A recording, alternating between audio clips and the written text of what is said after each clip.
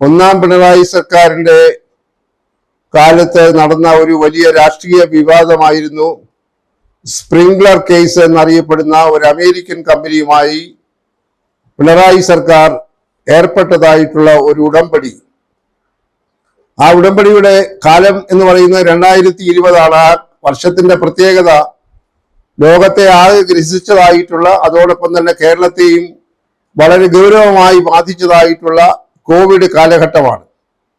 ആ കോവിഡ് കാലഘട്ടത്തിലാണ്, അതായത് 2020 ഒരു അമേരിക്കൻ കമ്പനിയുമായി ഈ ബഹുമാനപ്പെട്ട ഒന്നാം പിണറായി സർക്കാർ ഉടമ്പടി ഏർപ്പെടുന്നത്. ഈ സ്പ്രിംഗ്ലർ എന്ന് പറയുന്ന അമേരിക്കൻ കമ്പനി കേരളത്തിലുള്ള ജനങ്ങളുടെ, പ്രത്യേകിച്ച് ആരോഗ്യ രംഗത്ത് ഈ ചികിത്സയ്ക്കുമൊക്കെ വിധേയരാകേണ്ടവരായിട്ടുള്ള ആളുകളുടെയൊക്കെ വലിയ ഒരു സ്ഥിതി വിവര കണക്ക്, ഡേറ്റ ശേഖരിക്കുന്നതിനായിട്ടുള്ള ഒരു ഉടമ്പടിയിലാണ് സർക്കാർ ഏർപ്പെട്ടത്. ഇതിന്റെ ഗൗരവം വേണ്ട രീതിയിൽ മനസ്സിലാക്കിയിട്ടല്ല ഇങ്ങനെ ഒരു ഉടമ്പടിയിൽ ഏർപ്പെട്ടതെന്നും ഇത് വളരെ ദൂരവ്യാപകങ്ങളായ പ്രത്യാഘാതങ്ങൾ ഉണ്ടാക്കുന്നതാണെന്നുമുള്ള ആക്ഷേപം ആദ്യമായി പൊതുസമൂഹത്തിന്റെ ശ്രദ്ധയിൽ കൊണ്ടുവന്നത് അന്നത്തെ പ്രതിപക്ഷ നേതാവായിരുന്ന ശ്രീ രമേശ് ചെന്നിത്തലയാണ്. അദ്ദേഹം പറഞ്ഞു, ഇത് വൻകിട മരുന്ന് നിർമ്മാണ കമ്പനികൾക്കൊക്കെ പൗരന്മാരുടെ വ്യക്തിഗത സ്വകാര്യ വിവരങ്ങൾ നൽകുന്നത്, പ്രത്യേകിച്ച് ഈ കോവിഡിന്റെ കാലഘട്ടത്തിൽ നൽകുന്നത് വളരെ അപകടകരമാണ്, ഭരണഘടനാ വിരുദ്ധമാണ്, ചട്ടവിരുദ്ധമാണ്. അതുകൊണ്ട് ഇത് ഉടനടി അവസാനിപ്പിക്കണമെന്ന് അദ്ദേഹം ശക്തമായി നിയമസഭയ്ക്കകത്തും നിയമസഭയ്ക്ക് പുറത്തും വാദിക്കുകയുണ്ടായി. ഇത് യഥാർത്ഥത്തിൽ ചട്ടരഹിതമായിട്ടുണ്ടായ ഉടമ്പടിയാണെന്ന് അദ്ദേഹം നിയമപരമായ വശങ്ങൾ ചൂണ്ടിക്കാട്ടുകയും സാങ്കേതികമായ വശങ്ങൾ ഉയർത്തിക്കാട്ടുകയും ചെയ്ത് വളരെ കാര്യക്ഷമമായി സമർത്ഥിച്ചതാണ്. എന്നാൽ ദുരഭിമാനം കൊണ്ട് പിണറായി സർക്കാർ ആ ഉടമ്പടിയിൽ നിന്ന് പിന്മാറാൻ ആദ്യം തയ്യാറായില്ല. ഇതിനകത്ത് ബഹുമാനപ്പെട്ട രമേശ് ചെന്നിത്തല ചൂണ്ടിക്കാട്ടിയ പ്രധാനപ്പെട്ടതായിട്ടുള്ള തകരാറുകൾ: ഒന്ന്, ഈ വിഷയത്തിൽ മന്ത്രിസഭ കൂടിയാലോചിച്ച് ഒരു തീരുമാനം എടുത്തിട്ടില്ല. രണ്ട്, ഇത് സംബന്ധിച്ചുള്ള യാതൊരു അംഗീകാരവും പരിശീലനവും പരിശോധനയും ധനവകുപ്പ് നടത്തിയിട്ടില്ല. മൂന്ന്, ഇത് വിദേശ കമ്പനിയുമായിട്ടുള്ള ഇടപാടായതുകൊണ്ട് നിയമവകുപ്പ് ഇത് വേണ്ട രീതിയിൽ പരിശോധന നടത്തിയിട്ടില്ല. നാല്, പൗരന്മാരുടെ സ്വകാര്യ വിവരങ്ങൾ യാതൊരു കാരണവശാലും വിദേശ ഏജൻസികൾക്ക് കൊടുക്കാൻ പാടില്ല എന്ന ചട്ടം ഇവിടെ ലംഘിക്കപ്പെട്ടിരിക്കുന്നു. ഇങ്ങനെ വളരെ ഗുരുതരമായിട്ടുള്ള വീഴ്ചകൾ ചൂണ്ടിക്കാട്ടിയാണ് ബഹുമാനപ്പെട്ട രമേശ് ചെന്നിത്തല നിരന്തരമായി നിയമസഭയ്ക്കകത്തും പുറത്തും പോരാടിയിട്ടും അത് വകവയ്ക്കാതെ ഈ ഉടമ്പടിയുമായി ഒന്നാം പിണറായി സർക്കാർ മുന്നോട്ട് പോയത്. അന്നത്തെ പ്രസിദ്ധനായിട്ടുള്ള പ്രൈവറ്റ് സെക്രട്ടറി ആയിട്ടുള്ള ശിവശങ്കരനാണ് ഇത് ഉടമ്പടി ഒപ്പുവെക്കുന്നതിനും മറ്റ് ഉള്ള കാര്യങ്ങളൊക്കെ ക്രമീകരിച്ചത്. അദ്ദേഹത്തിന് പിന്നീടുണ്ടായതായിട്ടുള്ള അവസ്ഥയെ സംബന്ധിച്ചൊന്നും ഇനിയും കേരളത്തിലെ പൊതുസമൂഹത്തെ അറിയിക്കേണ്ട ആവശ്യമില്ല.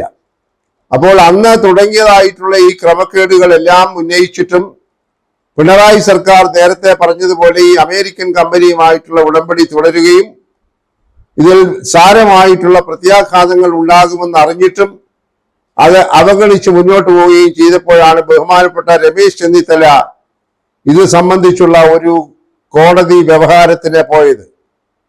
ബഹുമാനപ്പെട്ട ഹൈക്കോടതിയിൽ അടിയന്തരമായി ഈ ഉടമ്പടി അവസാനിപ്പിക്കണം, ഇത് ചട്ടവിരുദ്ധമായി ഉണ്ടാക്കിയ ഉടമ്പടിയാണ്, ക്യാബിനറ്റ് തീരുമാനമില്ല, നിയമ ധനകാര്യ വകുപ്പുകളുടെ അംഗീകാരമില്ല, ഇതൊരു വിദേശ കമ്പനി ആയതുകൊണ്ട് ഇതിനകത്ത് ദുരൂഹതകൾ ഏറെയുണ്ട്, സ്വകാര്യ വിവരങ്ങൾ വിൽപ്പനയ്ക്ക് കൊടുക്കുന്നത് ഒരിക്കലും ആശാസ്യമല്ല എന്നതെല്ലാം ചൂണ്ടിക്കാട്ടിക്കൊണ്ട് ബഹുമാനപ്പെട്ട ഹൈക്കോടതിയിൽ കേസ് ഫയൽ ചെയ്തപ്പോൾ ഹൈക്കോടതി അത് സമഗ്രമായി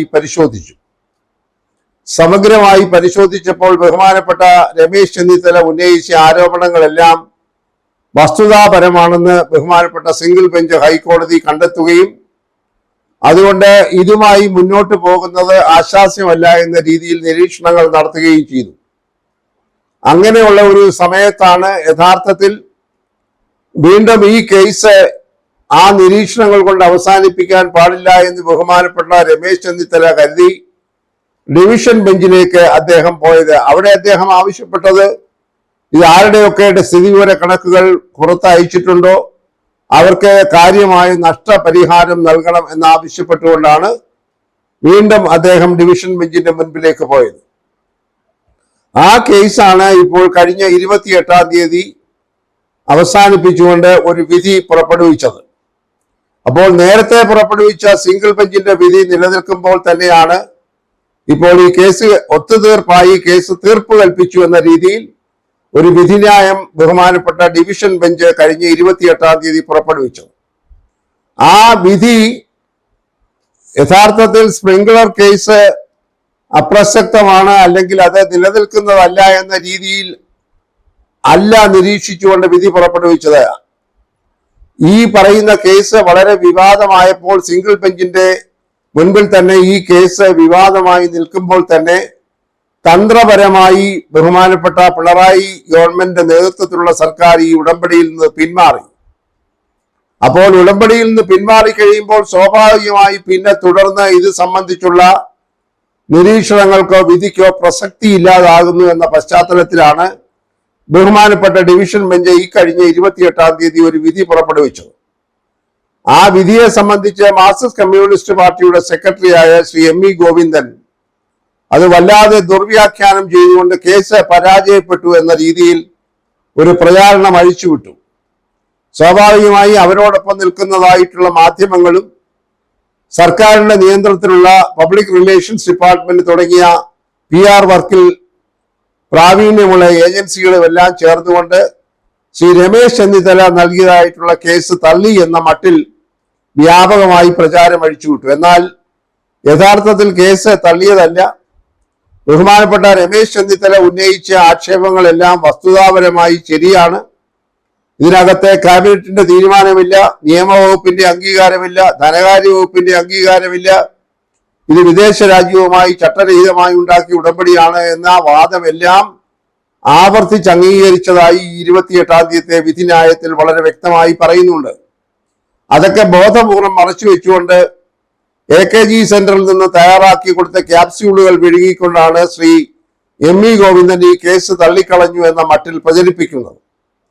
ഇത് ഈ വിധിന്യായം വേണ്ട രീതിയിൽ വായിച്ചു നോക്കുകയോ പഠിക്കുകയോ ചെയ്യാതെ സർക്കാരിനെ ഏതെങ്കിലും തരത്തിൽ അതിന്റെ മുഖം രക്ഷിക്കുന്നതിന് വേണ്ടിയാണ് ഇങ്ങനെ ഈ വിധിയെ വക്രീകരിച്ചുകൊണ്ട് ഇപ്പോൾ നാട് നീളെ CPM-ന്റെ സംസ്ഥാന സെക്രട്ടറി കേസിനെ സംബന്ധിച്ച് വിവരിച്ചുകൊണ്ടിരിക്കുന്നത്.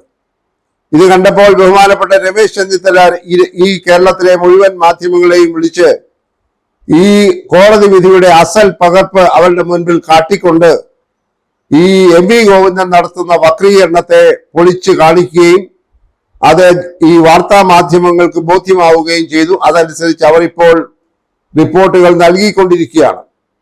ഇതിൽ പ്രധാനമായി കാണേണ്ടത് ശ്രീ രമേശ് ചെന്നിത്തല ഈ വിഷയം ഉന്നയിച്ചതിന്റെ ഒറ്റ കാരണത്താലാണ് ഈ ഉടമ്പടിയിൽ നിന്ന് സർക്കാർ പിന്മാറിയത്. അല്ലെങ്കിൽ എന്തുകൊണ്ട് പിന്മാറി എന്ന് അവർ വിശദീകരിക്കണം. അപ്പോൾ ഇതുപോലെ നിരവധി ആരോപണങ്ങൾ ഉന്നയിച്ച ഒരു കാലഘട്ടമായിരുന്നു ബഹുമാനപ്പെട്ട രമേശ് ചെന്നിത്തല പ്രതിപക്ഷ നേതാവായിരുന്ന 2020-21 കാലഘട്ടമെല്ലാം.